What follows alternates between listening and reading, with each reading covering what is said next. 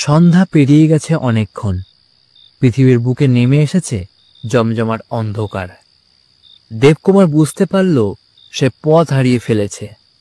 বন্ধু রজতের বাড়ি খুঁজে বার করা একেবারেই অসাধ্য। কত চেষ্টাই তো করল সে, কিন্তু রজতের বাড়িতে ফিরে যাওয়ার পথ সে খুঁজে বার করতে পারল না।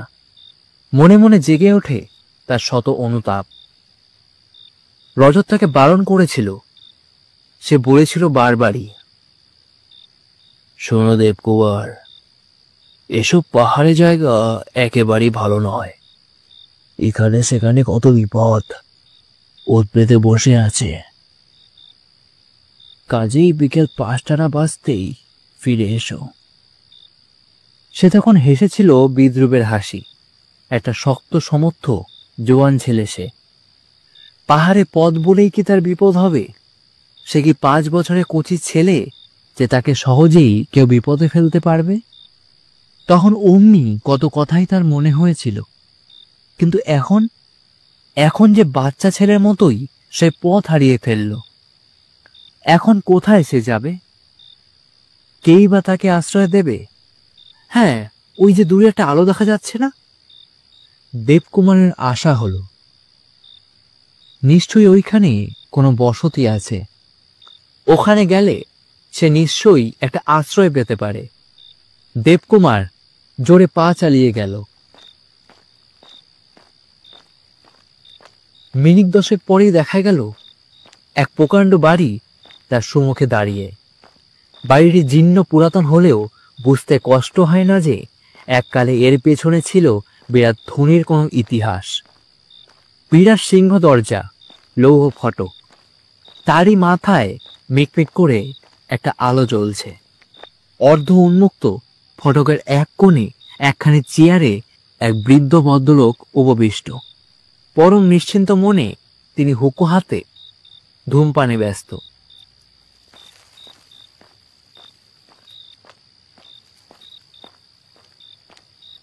দেবকুমারের পায়ের শব্দে চমকিত হয়ে তিনি তার আধখোলা চোখ দুটিকে ভালো করে খুললেন ও একটু সোজা হয়ে বসলেন। দেখুন, আমি বড় বিপন্ন, পথ হারিয়ে ফেলেছি। আজ রাতের মতো আপনার এখানে একটু আশ্রয় প্রার্থনা করি।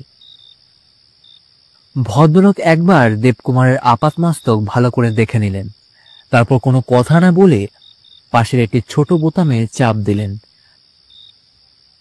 সঙ্গে সঙ্গে বাড়ির ভিতরে কোথাও ঝনঝন করে ঘন্টা বেজে উঠল।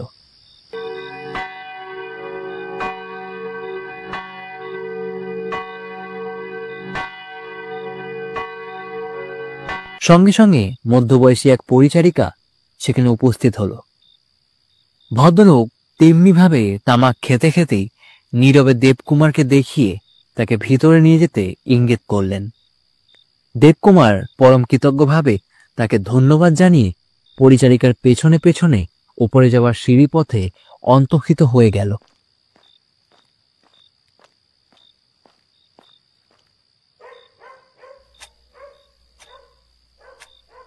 মাঝরাতে ঘুম ভেঙে গেল হঠাৎ। দেবকুমার বুঝতে পারে না তার ঘুম ভাঙল কেন। নিশুতি অন্ধকার রাত, কিন্তু কেমন একটা থমথমে ভাব। সে তার বালিশের তলা থেকে টর্চটি টেনে বার করতে যায়, কিন্তু মনে হলো তার খাস শব্দ গোটা বিছানায় যেন মেঝে হতে উঁচু হয়ে উঠেছে। কিন্তু এ কি? দেবকুমার বসতে চেষ্টা করলো বিছানার উপর, কিন্তু বসতে গেলেই পড়ে যায়। আবার সে লুটিয়ে পড়ে বিছানার উপরেই, কারণ সমস্ত খাটখানি তখন প্রায় 3 হাত উঁচুতে শূন্যে উঠে গেছে। দেবকুমার ভীত সন্তুষ্টভাবে শেষ পরিণতি লক্ষ্য করতে লাগল। সহসা ধপ করে খাটখানি পড়ে গেল। প্রচন্ড শব্দে দোতলার মেঝে থরথর করে কেঁপে উঠল। মনে হলো কোনো মস্ত হস্তি বুঝি তার মাথা দিয়ে খাটখানা ঠেলে ফেলে দিল। পরক্ষণেই একটা কনকনে ঠান্ডা হাওয়া।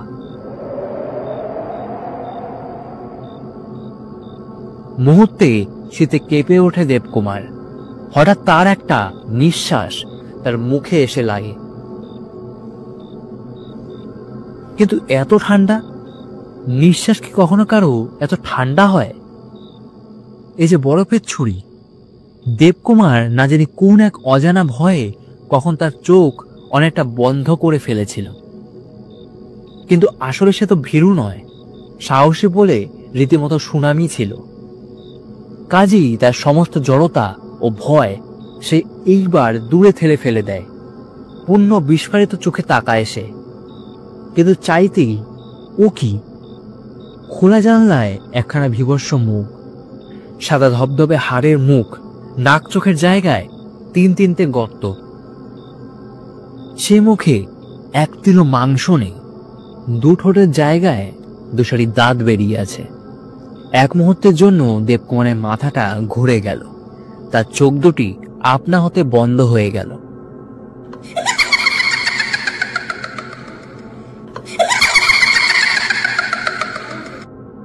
হঠাৎ একটা বিশ্রী হাসির শব্দে চমকে ওঠে দেবকুমার।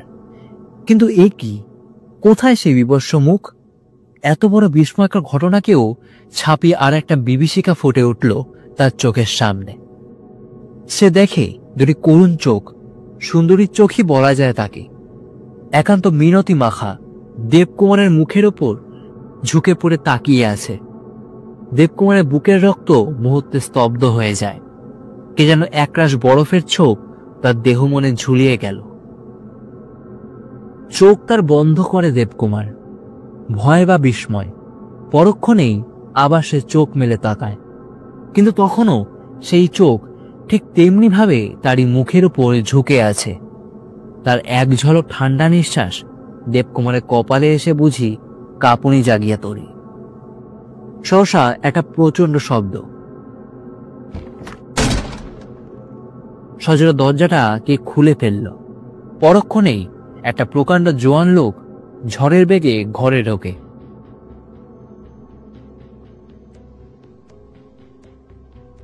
ঢুকেই সে এক লাফে মহিলার দিকে এগিয়ে গেল। তারপর মুহূর্তের মধ্যে তার চুল ধরে টেনে তাকে মাটিতে ফেলে দিল।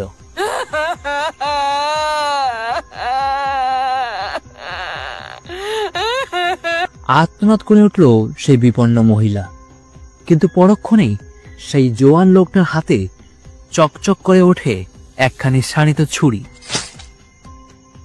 আর সহসা স্তম্ভ হয়ে গেল মহিলার কণ্ঠস্বর। দেবকুমারের চোখের সম্মুখে রক্তের নদী বয়ে যায়। দেবকুমার সে দৃশ্য আর দেখতে পারে না, ভয়ে সে চোখ বন্ধ করল। কতক্ষণ সে এইভাবে ছিল বলা যায় না, কিন্তু কি এক বিচিত্র শব্দে চমকিত হয়ে আবার সে চোখ মেলে চায়। ওহ, কি ভয়ঙ্কর!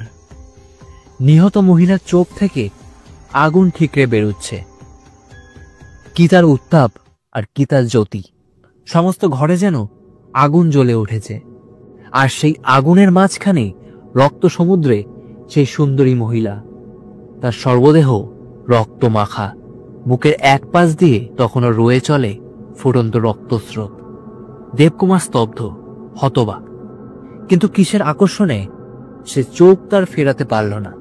মন্ত্রমুগ্ধ শিকারীর মতো সে যেন শিকারীর চোখে চোখ মিলিয়ে ঠিক তেমনই ভাবেই তাকিয়ে রইল। মহিলা হিংস্র দৃষ্টিতে চারিদিকে তাকায়।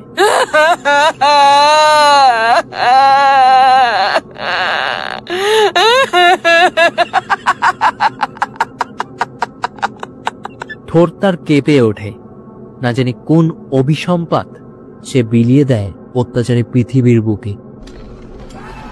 সহসা দূরে কেন অসংখ্য পদশব্দ, দূর হতে কাছে, ক্রমশই আরো কাছে।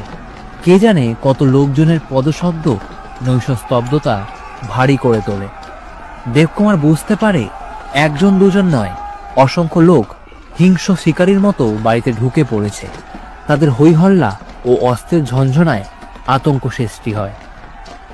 সমস্ত পৃথিবী যেন দারুণ ভয়ে তার চোখ বন্ধ করে ফেলল।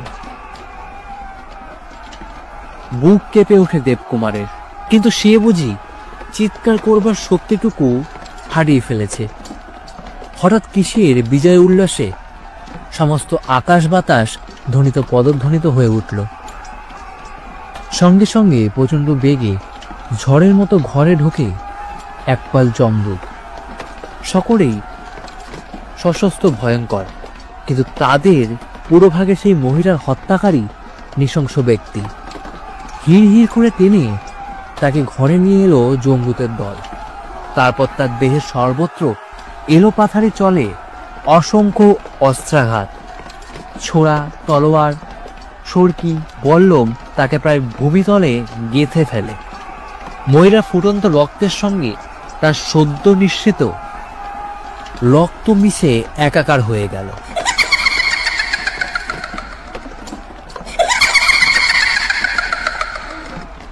একটা বিভৎস অট্টহাসিতে মহিলা উল্লসিত হয়ে ওঠে।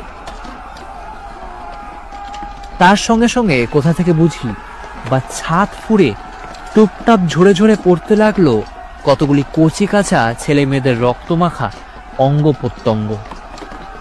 আত্মনাত ও উল্লাসের চিৎকারে কান ঝালাপালা হয়ে যায়।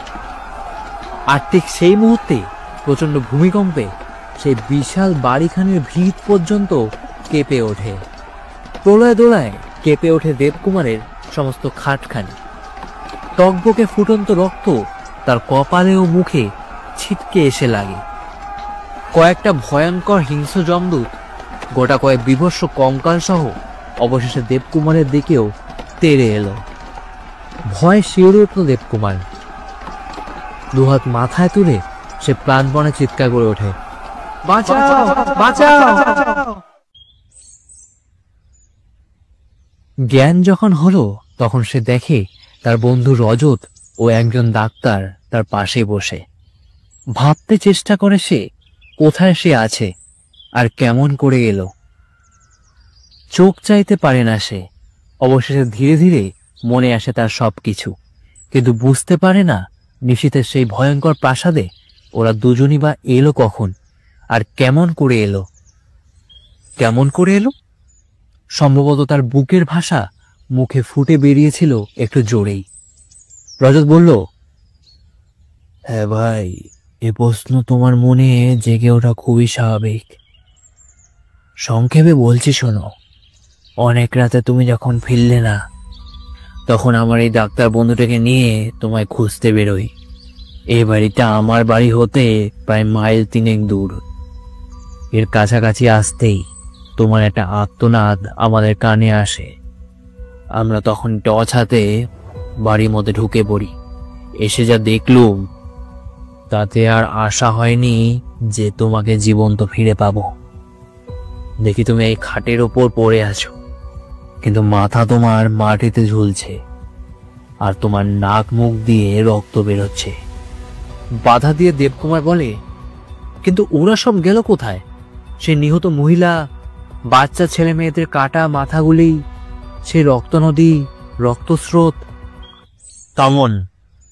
বাধা দিয়ে বলে ডাক্তারবাবু, ও কথা আর ভাববেন না দেবকুমার বাবু। এ বাড়িটা ভূতের বাড়ি। যা কিছু আপনি দেখছেন সবই ভৌতিক ব্যাপার দেখছেন, আসলে কিছুই সত্য নয়। কিন্তু মিছিমিছি এমন একটা মিছামিছি কিছুই নয় দেবকুমার। অনেকদিন আগে এক ধনী জমিদার তার স্ত্রীর উপর বিরক্ত হয়ে অতি নিষ্ঠুরভাবে তাকে হত্যা করেছিলেন, কিন্তু তিনিও হাতে হাতে তার সাজা পেয়ে গেছেন। মহিলার আত্মীয় স্বজন যারা, তারা একদল ভাড়াটে গুন্ডা লেলিয়ে এবাড়ির সবাইকে কচু কাটা করে গেছেন। সেই থেকে এবাড়ি পোড়ো বাড়ি বলেই বিখ্যাত। কেউ এখানে থাকে না। মাঝে মাঝে দু একটা অপরিচিত ব্যক্তির মৃতদেহ এখানে আবিষ্কার হয়। সম্ভবত তোমারই মতো দৈবাত যারা এখানে রাতের অতিথি হয়, ভোরবেলা তাদেরই শব হয়তো পাওয়া গেছে। তোমার ভাগ্য ভালো যে আমরা বোধহয় খুব সময় মতো এসে পড়েছিলাম। দেবকুমার নীরবে ভাবতে থাকে। বিস্ময় ও ভয়ে তার মুখ থেকে কোনো কথা বেরোয় না। কিন্তু সেদিন সে তাদের সঙ্গে রজতের বাড়ি ফিরে গেলেও কয়েকদিন পরে একদল মিস্ত্রি নিয়ে আবার সে ফিরে এসেছিল সেইখানে। রজতকে বলল সে, ভাই, খাটের তলাটা ওদের খুঁড়তে বলো। আমার খাটখানি সেদিন বড্ড দুলে উঠেছিল, উঁচু হয়ে উঠেছিল অনেকটা। তার কারণ কি বলতে পারো? তা কেমন করে বলবো ভাই? তুমি বলছো ঘুরতে, বেশ ঘুরেই দেখা যাক। ঘন্টা কয়েক পরিশ্রমের পর মেঝে সিমেন্ট ফাটিয়ে যখন আগাগোড়া খুঁড়ে ফেলা হলো, তখন দেখা গেল রক্ত মাংসহীন কার এক কঙ্কাল, আর সেই কঙ্কালের আশেপাশে কিছু হাড় ও ব্রেসলেট তখনও সেই নিহত মহিলার পরিচয় ঘোষণা করছে। সমবেত সকলেই স্তব্ধ হয়ে রইল কিছুক্ষণ। তারপর রজত বলল, রহস্য তাহলে পরিষ্কার হয়ে গেল দেবকুমার। সম্ভবত প্রত্যহ গভীর রাতে মহিলার অতৃপ্ত আত্মা তার গোপন আবাস হতে বেরিয়ে আসে, আর তারপর যা হয়ে থাকে সে সম্ভবত বাস্তবের পুনরাভিনয়। জীবনে একদিন যা হয়েছিল, এবারের ভৌতিক অধিবাসীরা আজও তার রিহার্সাল দিয়ে যাচ্ছে। যা হোক, দিন তো প্রায় শেষ হয়ে গেল, আর 2-1 ঘন্টা এখানে থাকতে পারলে এবারে আরো কিছু গোপন রহস্য হয়তো উদ্ধার করা যেত। কিন্তু সে কি সম্ভব হবে ভাই?